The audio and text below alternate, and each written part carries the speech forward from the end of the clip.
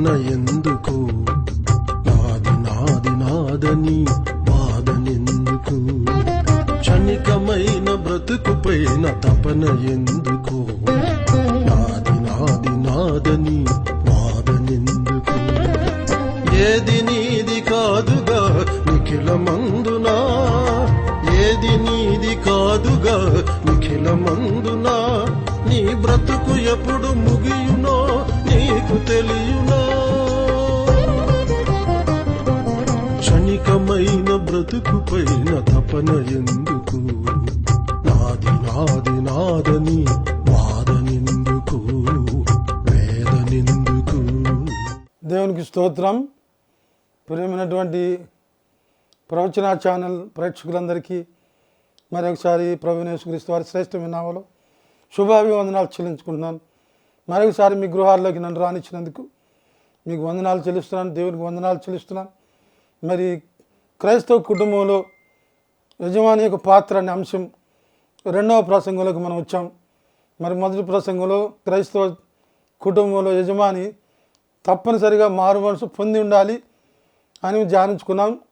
ఏ క్రైస్తవ కుటుంబంలో కుటుంబ యజమాని మారు మనసు పొందలేదో ఆ కుటుంబానికి ఆశీర్వాదం దూరంగా ఉంటుంది. దేవుని యొక్క క్రమం ఉండదు, దేవుని యొక్క సన్నిధి అక్కడ ఉండదు, దేవుని యొక్క నడిపింపు అక్కడ ఉండదు, దేవుని యొక్క జోక్యం అక్కడ ఉండదు. అయితే నేను ఎక్కువ సమయం తీసుకోకుండా రెండవ అంశంలోకి వద్దాం.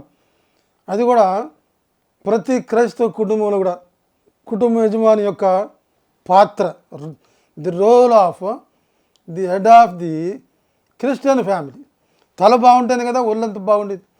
తల సివియర్ హెడేక్ వచ్చిందనుకోండి, బాడీ అంతా బాగుంటుంది, సుఖంగా సంతోషంగా ఉంటుంది. చూడండి, చాలామంది కుటుంబ యజమానులకి భార్యలు తలనొప్పి, చాలామంది కుటుంబ యజమానులకి పిల్లల తలనొప్పి.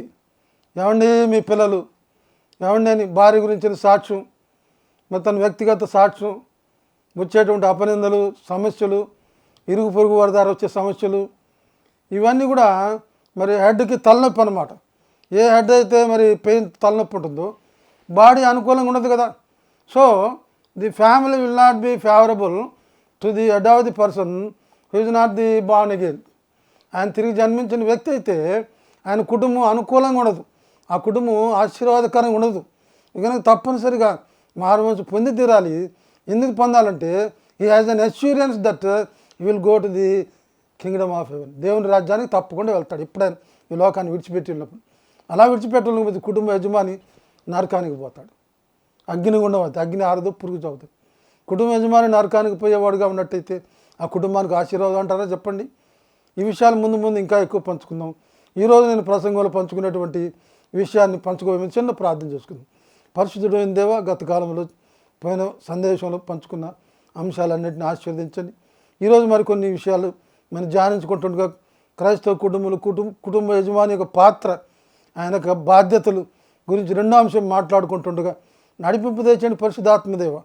ఎక్కడ కూడా శత్రువుకు అవకాశం లేకుండా సాధించండి. నీకే మహిమ ఘనత ఆరోపిస్తూ నీ ప్రియ కుమారుడు మహాప్రభు మరక్షకుడైన యేసుక్రీస్తు వారి శ్రేష్టమైన నామములో స్తుతించి ప్రార్థించి వేడుకుంటున్నాం తండ్రి, ఆమేన్. ప్రతి క్రైస్తవ కుటుంబంలో కుటుంబ యజమాని మొట్టమొదటి అంశం మారు మనసు పొందినవాడై ఉండాలి. No way unless he is a born again Christian, he is quite not eligible to be the head of the family. He is not eligible to rule his house. He has no eligibility to keep his family under his control. ఆయన భార్య ఆయన మాట వినాలని rule అక్కడ లేదు, ఆయన పిల్లలు ఆయన కట్టుబడి ఉండాలని రూల్ అక్కడ లేదు. ఎందుకంటే ఈయన దేవునికి కట్టుబడి ఉండలేదు కనుక. రెండో అంశం ఏంటంటే కుటుంబ యజమాని ప్రతిదినము బైబిల్ చదివేవాడుగా ఉండాలి. ఏ కుటుంబ యజమాని బైబిల్ చదవడో ప్రతిరోజు ఆ కుటుంబ యజమాని ఆ కుటుంబానికి యజమానిగా ఉండడానికి అర్హుడు కాడు కాడు కాడు. ఒప్పుకున్నా ఒప్పుకోకపోయినా అర్హత లేనివాడు. ఎందుకంటే కుటుంబ యజమాని దేవుని వాక్యం చదివేవాడుగా ఉంటే దేవుని నడిపింపు ఉంటుంది. ఇక్కడ మీకు యెహోషువ అని ఒక ఆయన గుర్తు చేస్తాను. మోషే ఇశ్రాయేలీయులను నడిపించిన మహామహుడు, గొప్ప నాయకుడు, లీడర్ అంటే ఆయనే. అట్లాంటి లీడర్లు ఈరోజు ప్రపంచం ఎక్కడ చూసినా కూడా ఒక్కళ్ళు కాక ఒక్కళ్ళు కూడా ఏ లీడర్ కూడా సరిపోరు. మోసే అంత లీడర్, అంత గొప్ప లీడర్ ఎవరు లేరు. మోసే గురించి దేవుడు అంటాడు, దేవుని ఇల్లంతట్లో కూడా మోసే నమ్మకమైన వాడు అంటండి. నమ్మకమైన ద ఫెయిత్ఫుల్ లీడర్ ఆయన. అట్లాంటి పేరు ఈరోజు ఉన్న ముఖ్యమంత్రులు కానీ, ప్రధానమంత్రులు కానీ, ప్రెసిడెంట్లు కానీ, ఎంపీలు కానీ, నేను ముక్కు చూడు, they are not at all faithful either towards the people or towards God. దేవుని పట్ల కానీ, మనుషుల పట్ల కానీ నమ్మకమైనటువంటి నాయకుడు ఒక్కడు కాక లేడు. అది మోసే విషయంలో మటు దేవుడిచ్చిన సర్టిఫికేట్, ఆయన డెక్లరేషన్. ఆయన దేవుని ఇల్లంతట్లో కూడా నమ్మకమైనాడు. దేవుడు తన ఇల్లంతటిని మోసేగా అప్పు చెప్పేశాడు. రెస్పాన్సిబిలిటీస్, బర్డన్స్, అన్ని విషయాల్లో కూడా మోసే నమ్మకంగా ఉన్నట్ట. ఎంత గొప్ప పేరు చూడండి. ఇంకో మాట కూడా ఉన్నాడు ఆయన గురించి, భూలోకం అంతట్లో కూడా, ఇంతకుముందు దేవుని ఇల్లు అంటలా కదా, ఇప్పుడు భూలోకం అంతట్లో కూడా మోసే అంత సాత్వికుడు ఇంకొకరు లేరట. ఏ మీక్ పర్సన్, ఏ హంబల్ పర్సన్. నాయకుడు అనేవాడు పెత్తనం చేయాలని రూల్ లేదు. నాయకుడు అనేవాడు అధికారం చేయాలని అర్థం కాదు. నాయకుడు అనేవాడు పొగరు పెట్టిన మాటలు మాట్లాడాలని లెక్క లేదు. నాయకుడు అనేవాడు అవతల ప్రతీకారాలు ప్రకటించుకునేటువంటి పనికిమాలినోడుగా ఉండకూడదు. ఎదుటి వాళ్ళ గురించి తక్కువగా చెడ్డగా మాట్లాడే పనికిమాలిన నాయకుడిగా ఉండకూడదు. ఆయన సాత్వికుడు, ఏ మీక్ పర్సన్. ప్రభువైన యేసుక్రీస్తు వారు కొండ మీద ప్రసంగించేటు ప్రపంచ ప్రసిద్ధి. క్రైస్తవేతరులకు కూడా ఈ కొండ మీద ప్రసంగం చాలామందికి తెలుసు, నాయకులకి. నేను అప్పుడప్పుడు వాళ్ళు చెప్పడం వింటూ ఉంటాను. ఆయన కొండ మీద ప్రసంగాల్లో ఒక అద్భుతమైన మాట అంటే, సాత్వికులు ధన్యులు, వారు భూలోకమును స్వతంత్రించుకుందరు. సాత్వికులు ధన్యులు, వారు భూలోకమును స్వతంత్రించుకుందురు. సాత్వికులు ధన్యులంట, వారు భూలోకాన్ని, ది ఇన్హెరిట్ ది ల్యాండ్. భూలోకంలో ఎక్కడ చూడు వాళ్ళకి చోటు అంట. నాయకుడైన వాడు సాత్వికుడిగా ఉండాలి. గీర పట్టినట్టు మాట్లాడకూడదు, పొగరు పట్టినట్టు మాట్లాడకూడదు, గర్వంగా అసలు మాట్లాడకూడదు. సాత్వికుడు. ఒక చోట ప్రభు అంటాడు, మీలో అందరికంటే అధికంగా ఉండాలనుకున్నవాడు అందరికంటే తక్కువగా ఉండాలి.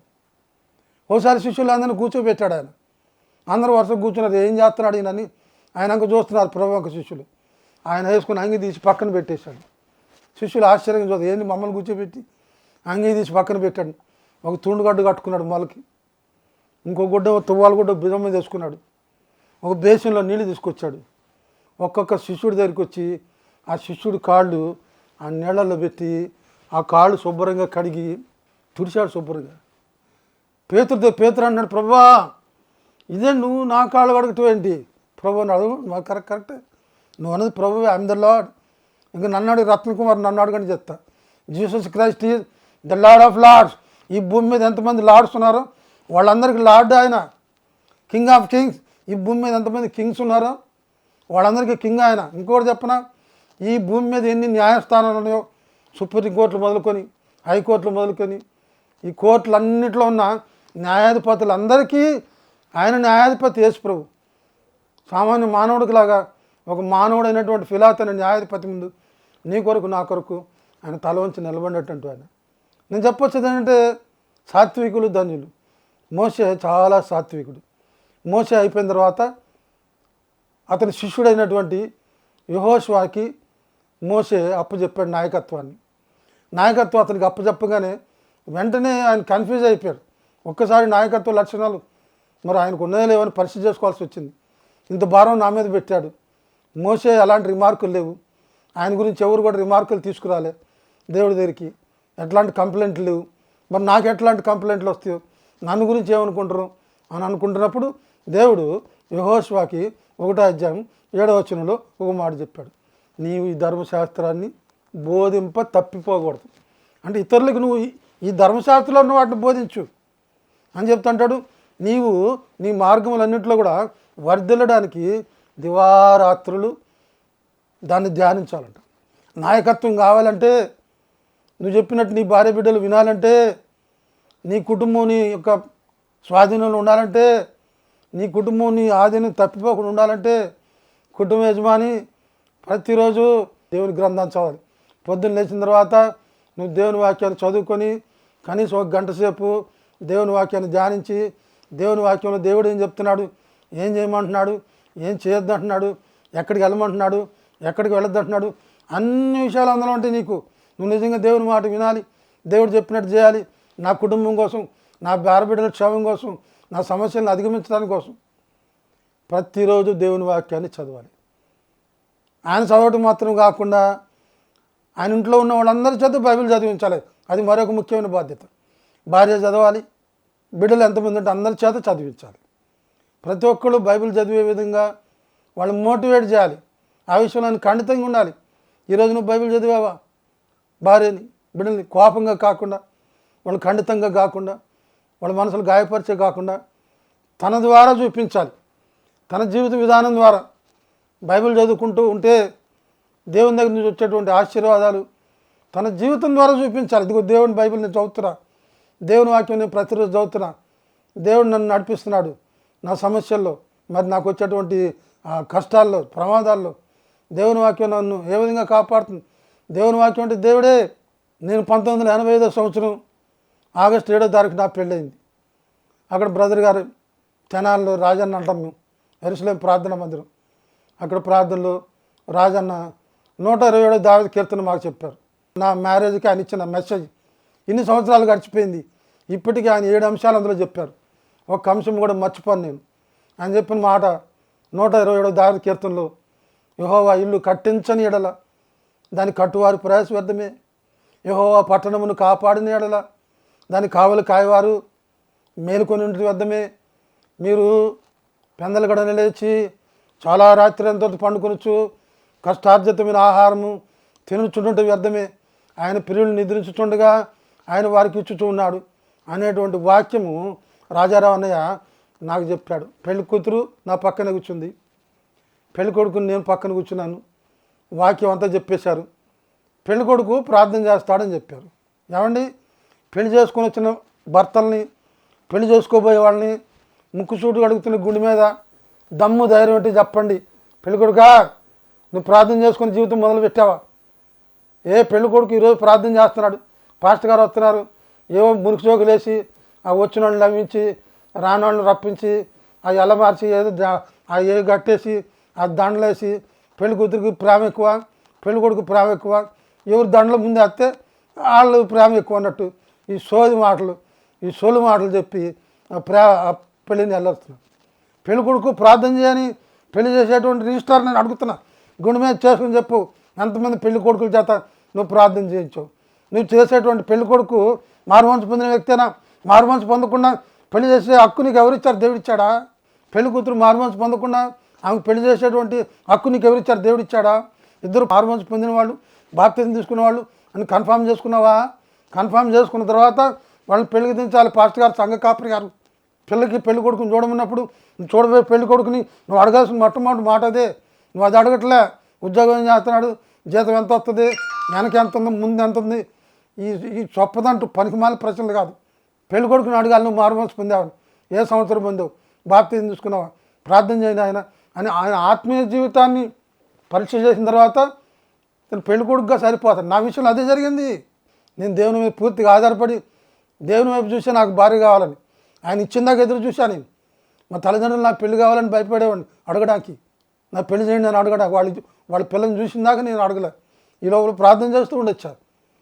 మా రాజారావు అన్నయ్య రత్న కుమార్ ప్రార్థన చేస్తాడు, రత్న అన్నాడు. 45 నిమిషాలు ప్రార్థన చేశాను. అయ్యా, ఈ జీవితాన్ని నువ్వు కట్టండి, నువ్వు కట్టకపోతే నా జీవితం వద్దు, ఇది పడిపోయినా చెడిపోయినా దీనికి బాధ్యత నీదే. మత్తయి సువార్త 7వ అధ్యాయం మరి 21-22 వచనాల్లో ఒక మాట ఉంది. ప్రభువైన యేసుక్రీస్తు వారు చెప్పారు, కాగా ఈ నా మాటలు విని వాటి చొప్పున చేయవాడు బండ మీద తన ఇల్లు కట్టుకొనిన బుద్ధిమంతుని పోలి ఉండను.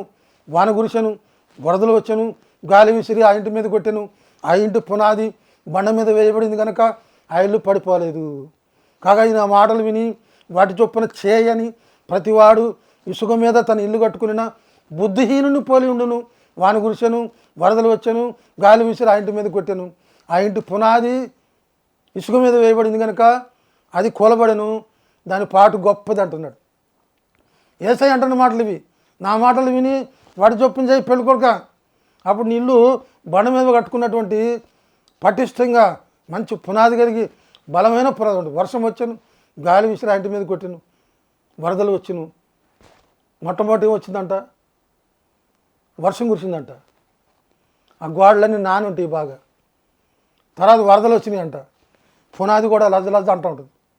తర్వాత ఉప్పును గాలి కొట్టింది, కానీ ఆ ఇల్లు పడలేదు. ఎందుకంటే ఆ ఇంటి పునాది బండ, క్రీస్తు అనే బండ మీద పడింది. యేసుప్రభు మాటలు వాళ్ళు ఎవరైనా సరే యేసుప్రభు మాటలు విని వాటి ప్రకారం ఎవరైతే జీవించారో వాళ్ళు బ్రతుకునేటువంటి ఇల్లు ఇసుక మీద కట్టినటువంటి బలహీనమైన పునాది కలిగిన ఇల్లు. అది మొట్టమొదటి ఏమొచ్చింది, వర్షం వచ్చింది, బాగా నానని గోడలు. తర్వాత ఏమొచ్చింది, వరదలు వచ్చినాయి, పునాది కూడా లజ అంటుంది. ఉప్పును గాలి రాగిన పెళ్ళని పడిపోయింది. క్రీస్తు లేని జీవితాలు కలిగినటువంటి అనేక జీవితాలు కుప్పకూలిపోతున్నాయి, దయనీయంగా పోతున్నాయి, దీనమైన స్థితిలో ముగించుకుపోతున్నారు. ఎవరి జీవితంలో యేసుక్రీస్తు లేడో వాళ్ళ జీవితాలకు భద్రత లేదు. నేను ప్రార్థన చేసి ఆ రోజు 45 నిమిషాలు ప్రార్థన చేసిన తర్వాత, అయ్యా ఇల్లు పడిపోయినా చెడిపోయినా నీదే బాధ్యత, నువ్వు గట్టు, దీన్ని పడిపోకుండా చెయ్యి. వ్యాధుల్లో, బాధల్లో, పీడల్లో, పిశాచుల్లో, అనారోగ్యాల్లో, ఆర్థిక ఇబ్బందుల్లో, కష్టాలు, నష్టాలు, ఆత్మీయ స్థితిలో దీన్ని నువ్వు కట్టంటే సంఘం అంతా షేక్ అయిపోయింది. పిల్లలు నేను క్రీస్తునందు అత్యంగా చెప్పగలను. నా భార్యను ప్రార్థన చేయమని చెప్పారు. మారుమనసు పొందని పాస్టర్ గారు అమ్మాయి, ఆమె మంచి పేరు కలిగి పాస్టర్ గారు. అది తుసిపూసి 2-3 మాటలు చేసిందండి. నేను ఆశ్చర్యపోయే, ప్రార్థన సరిగ్గా చేయలేదు ఏంటని. తర్వాత సంసార జీవితంలోకి వచ్చిన తర్వాత దేవుడు లేడు, ఏమి లేడు అంటుంది. వామ్మో ఇదేంటి, వాళ్ళ నాన్నగారిని అన్నాడు, ఏమండి పాస్టర్ గారు మీ అమ్మాయి ఏంటండి దేవుడు లేడు అంటుంది, ఏమి లేదు అంటుంది ఏంటండి. ఆయన గారు అన్నాడు, అయ్యా 10th క్లాస్ ఫెయిల్ అయింది అయ్యా, అందుకని నమ్మకం కొద్ది తగ్గింది. 10th క్లాస్ ఫెయిల్ అయితే దేవుడు లేడా? పిల్లలు ఎందుకు చెప్తున్నంటే, కుటుంబ యజమాని దేవుని బిడ్డగా నిలబడ్డ ఆమె కోసం ప్రతి సందర్భంలో దేవుని ప్రేమ చూపించా. ఈ సందర్భంలో వీడు తిడతాడు నన్ను అనుకున్న దగ్గర అమితంగా ఆమెను ప్రేమించా. దేవుని ప్రేమ అంటే ఎలా ఉంటుందని, దేవుని కాపుదల ఎట్లా ఉంటుందో, దేవుని భద్రత ఎట్లా ఉంటుందో, దేవుని నడిపింపు ఎట్లా ఉంటుందో, దేవుని ఆశీర్వాదం ఎట్లా ఉంటుందో, నా విశ్వాస జీవితం ద్వారా, నా ప్రార్థన జీవితం ద్వారా, నా భక్తి జీవితం ద్వారా కొన్నిసార్లు నన్ను అనుమానించిన సందర్భాలు, వీడి విషయంలో తప్పులు చేస్తున్నాడేమో రహస్యంగా కనిపెట్టి చూసింది. దేవుని యొక్క మహాకృపను బట్టి ఒక మాదిరికరమైన జీవితాన్ని ఆమె చూపించి, ఈనాడు నా భార్య నాకంటే గొప్ప ప్రార్థనా పరురాలు. నడకముందు ఆమె అంటది ప్రార్థించాను. ఒక దైవ సేవకుడిగా ఈరోజు నా సేవ ఇంతగా అభివృద్ధి పొంది, నా సంఘం ఇంత పటిష్టంగా ఉంది, నా బిడ్డలు ఆశీర్వదింపబడిన స్థితిలో ఉన్నారంటే అంటారు చూడండి పెద్దలు, ప్రతి పురుషుడు యొక్క విజయం వెనక ఒక స్త్రీ ఉంటుందని. ఏమో కానీ నా భార్య విషయంలో అది కరెక్టే. పెద్దవాళ్ళు అంటారు కన్న తల్లి కడుపు చూస్తుంది, భార్య జేబులు చూస్తుంది. నా భార్య అట్ట కాదు, ఆమె జేబులు చూడదు, అసలు కడుపు చూస్తుంది. చాలమ్మ వద్దంటే డబ్బుల సంగతి అసలు నేను గొప్ప చెప్పుకోవట్లే. ఒక కుటుంబ యజమాని క్రీస్తుని నచ్చని నేను చెప్పుకోగలుగుతున్నా. ఇప్పుడు అడుగుతున్న కుటుంబ యజమాని ప్రతిరోజు బైబిల్ చదవాలి. ఈరోజు మేము పొద్దున్న 3 గంటల నుంచే సిద్ధపడుతూ ఉంటాం. ముసలాళ్ళు అయిపోయాం. ఇప్పుడు నాకు 65 సంవత్సరాలు, ఆమెకి 55 సంవత్సరాలు, ఆమెకి నాకు 10 సంవత్సరాల డిఫరెన్స్. ఆమె 3 గంటల నుంచి ఉద్యుక్తులు అవుతాం, బైబిల్ చదవడానికి టైం అవుతుంది.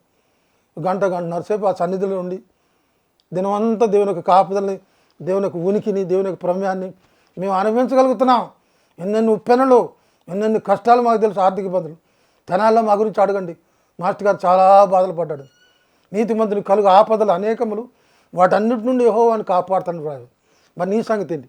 ప్రతిరోజు బైబిల్ చదువు, కుటుంబాన్ని రక్షించుకో, కుటుంబాన్ని నడిపించుకో. నీ బిడ్డలందరినీ బైబిల్ చదువు అలవాటు నేర్పించి నమస్కారం చేసి నేను వేడుకుంటున్నాను, మనవి చేసుకున్నాను. చాలా ఆశీర్వాదం. ఎవరు దేవుని వాక్యాన్ని ప్రతిదినం చదువుకొని తన కుటుంబీకులకు చదివే అలవాటు నేర్పిస్తారు. ప్రతి ఒక్కళ్ళని దేవుని యొక్క వాక్యం. యవనస్తుల గురించి 119 దావీదు కీర్తనలో ఉంది. యవనస్తులు దేని చేత తమ నడకను శుద్ధి చేసుకుంటారు? నీ వాక్యమును బట్టి దాన్ని జాగ్రత్తగా. యవనస్తుల ప్రవర్తనలు పాడైపోతున్నాయి. వయసు రాకముందే పాపంలో పడిపోతున్నారు. వాళ్ళు పెరుగుదలే పాపం యొక్క ఆకాంక్ష, ఆ పాపపు ఆశలు తీర్చుకోవడానికి. వయసు రాకముందే ఎగబడుతున్నారు, తల్లిదండ్రులకు అవమానం అయిపోతుంది. దానికి కారణం ఏంటంటే దేవుని వాక్యం యొక్క మరి జీవితం వాళ్ళకి లేకపోవటం. నీ బిడ్డలు దేవుని వాక్యంలో చదివించి ప్రతిదినం వాటిని వివరించి తప్పనిసరిగా వాళ్ళు దేవుని ఒక వాక్యంలో నడిపించాలి. ఈ మాటలు మన వినికిడిలో దేవుడు దించును గాక. ప్రార్థన చేసుకొని ముగించుకుందాం. తర్వాత అంశానికి మనం వెళ్దాం. కృప కలిగిన మా పరలోకపు తండ్రి, పరిశుద్ధుడైన దేవా, నీ పాదములకు వందనాలు, స్తోత్రాలు, నమస్కారాలు. ఇది కుటుంబ యజమాని ఎలా ఉండాలి, మొట్టమొదటిగా మారుమనసు పొందిన వాళ్ళై ఉండాలి. రెండవది ప్రతిదినము బైబిల్ చదువుకుని ఉండాలి. ఆయన మాత్రమే చదువుకోవటం కాకుండా తన భార్య బిడ్డలను కూడా బైబిల్ చదువుకునే విధంగా మోటివేట్ చేయాలి. అది ఆయన బాధ్యత. కుటుంబంలో ఉన్న వాళ్ళందరూ మారుమనసు పొందేలా చూడటం ఆయన బాధ్యత. ప్రతి బిడ్డను మారుమనసు పొందావా, నువ్వు ఎందుకని పొందలేదు, నీకు ఆటంకం ఏంటి, మారుమనసు పొందకపోతే నరకానికి పోతావు బిడ్డ. రక్షణ అనేది వ్యక్తిగతమైంది. ఎవరు రక్షణ వాడితే తండ్రి కోసం బిడ్డ, బిడ్డ కోసం తండ్రి, మరి కట్టుబడాల్సిన అవసరం ఎవరు రక్షణ వాళ్ళు పొందుకోవాల్సింది అని చెప్పి కుటుంబంలో ఉన్న బిడ్డలందరూ కూడా మరి నేను రక్షణ పొందేటువంటి విధానం చూసే బాధ్యత కుటుంబ యజమానిది. అలాంటి విధానం పరిశుద్ధాత్మదేవ ఈ మాటలు మీరు ఎవరితో మాట్లాడుతున్నావో మీకు తెలుసు ఆయన. ఏ కుటుంబ యజమాని మరి రక్షణ అవసరతలో ఉన్నాడు, ఏ కుటుంబం రక్షణకు అవసరతలు ఉందో మీకు తెలుసు ఆయన. ఈ మాటలు వింటున్న ఏ కుటుంబం కూడా జారిపోకుండా చేయండి, తప్పిపోకుండా చేయండి. ఏదో అనవసరమైన మాటలు చెప్తున్నాడు, ఈయనకి ఏదో తెలిసినట్టు మాకేమో తెలియనట్టు పని చూసుకునే విధంగా కాకుండా ఈ దేవుని మాటలు, దేవుడు నాతో మాట్లాడుతున్నాడు. ఒకవేళ ఇదివరకు ఆల్రెడీ కుటుంబ యజమాని మారుమోచి పొందిన వ్యక్తి ఉండి ప్రతిదినం బైబిల్ చదువుకుంటూ మరి క్రమంలో ఉన్నట్లయితే ప్రభా ఆ బిడ్డలను ఆశీర్వదించండి.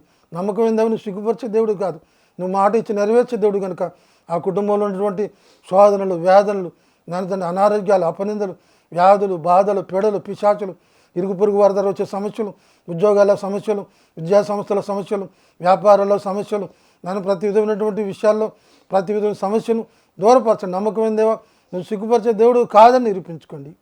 తర్వాత మెసేజ్ కోసం మిమ్మల్ని సిద్ధపరచండి దేవా. మీరు మహిమ పొందండి. నీ దాసుడు బలహీనుడు, అయోగ్యుడు, అపాత్రుడు, నాయన ఎలాంటి యోగ్యత లేనివాడు. పరిశుద్ధ పౌలు గారు అంటున్నాడు, నన్ను బలపరచువాని అందే నేను సమస్తం చేయగలను అంటున్నాడు. నేను ఎప్పుడు బలహీనుడును అప్పుడే బలవంతుడు అంటున్నాడు. నా బలహీనతలు మీకు తెలుసు నాయన. నా విమోచకుడు సజీవుడని నేను ఎరుగుదును, నా కృప నీకు చాలని సెలవిచ్చిందేవా. అవును, మీ కృప నాకు చాలు చాలు చాలు చాలు. నీ ప్రియకుమారుడు మా ప్రభు మా రక్షకుడు యేసుక్రీస్తు వారి శ్రేష్టమైన నామములో స్తుతించి ప్రార్థించి వేడుకొంచున్నాము తండ్రి. ఆమేన్ ఆమేన్. వందనాలు.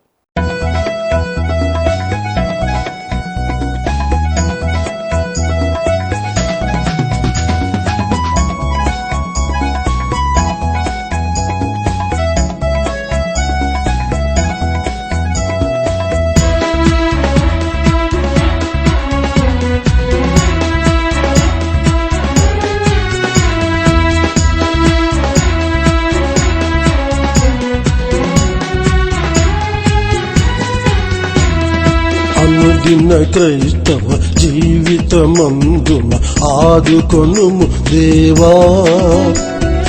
అనుక్షణము నా పతనములందున విజయము నీయవయా, విజయము నీయవయా.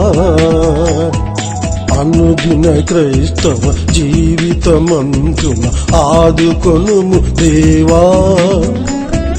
అనుక్షణము నా పతనమునందున విజయము నీయవయా, విజయము నీయవయా. శోధన వేదన నందున, శోధన వేదన నందున, అనుక్షణము నా పతనమునందున విజయము నీయవయా, విజయం నీయవయా.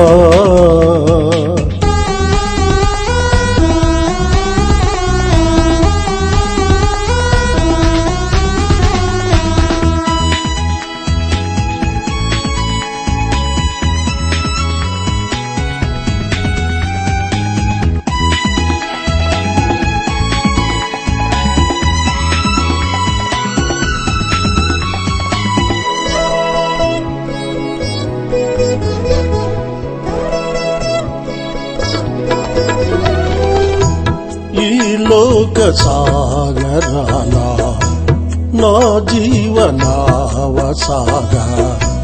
పెనుగాలులెన్నరేగి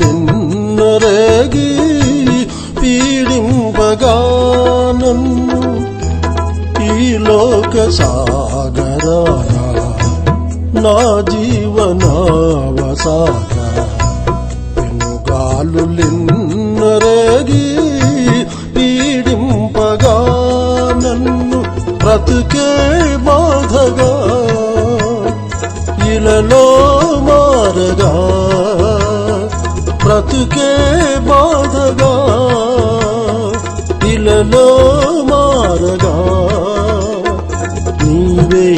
తోడు నిలచి నన్ను దయతో గావుమా.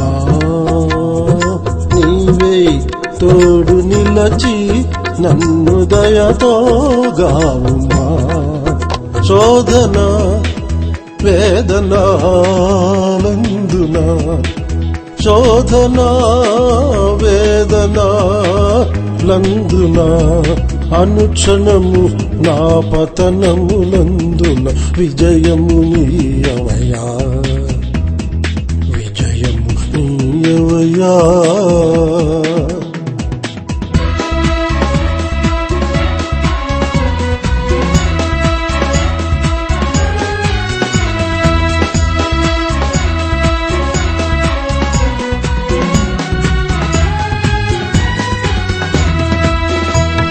ఈ పాపలోకమందు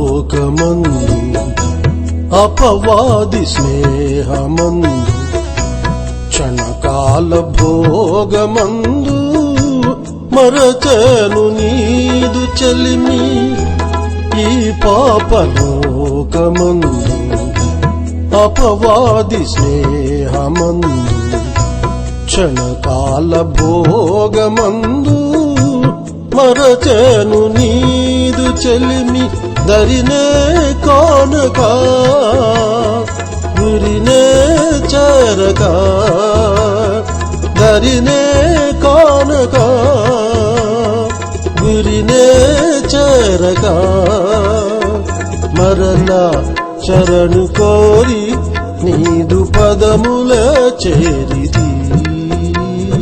మరలా శరణు కోరి నీదు పదములే చేరితి. శోధన వేదనాలందున శోధన వేదనాలందున అనుక్షణము నా పతనములందున విజయం